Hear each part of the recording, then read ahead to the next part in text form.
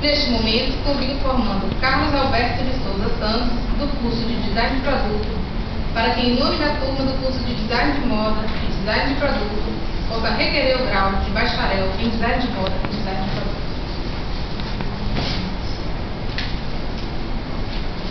Requerimento. Formando do curso de Design de Moda e Produto, ilustríssima professora Rosita Barral, em nome da turma de formandos do curso de Design de Moda e Design de Produto da Faculdade da Cidade de Salvador, requer a operação de grau de acordo com a legislação em vigor. Pedido deferido. É com muita alegria que assumo a responsabilidade de impor grau aos meus queridos alunos. Neste momento, convido o formando Anderson da Silva França, do curso de Jornalismo, para que, em nome da turma dos cursos de Comunicação Social em Jornalismo e Comunicação Social em Publicidade e Propaganda, possa requerer o grau de bacharel em Jornalismo e Publicidade e Propaganda. Requerimento. Formando o curso em Comunicação Social em Jornalismo e Comunicação Social em Publicidade e Propaganda. Ilustríssima a professora Rosita Barral, em nome da turma de formandos do curso de Comunicação Social em Jornalismo e Comunicação Social em Publicidade e Propaganda da Faculdade da Cidade de Salvador, requer colação de grau de acordo com a legislação em vigor. Pedido deferido. É com muita alegria que assumo a responsabilidade de impor grau aos meus queridos alunos.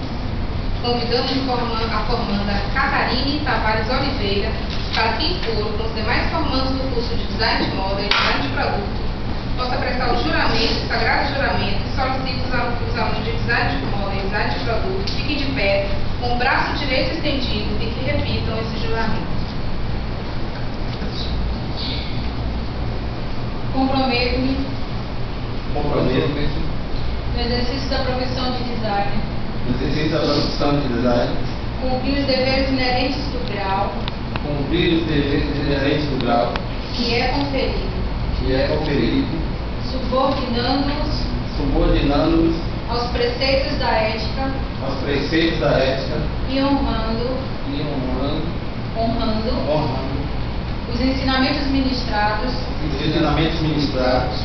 forçando-me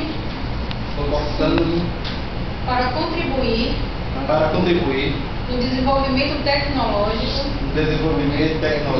e cultural do Brasil e bem-estar da humanidade. Sejam conscientes de seus deveres para com a pátria e a humanidade.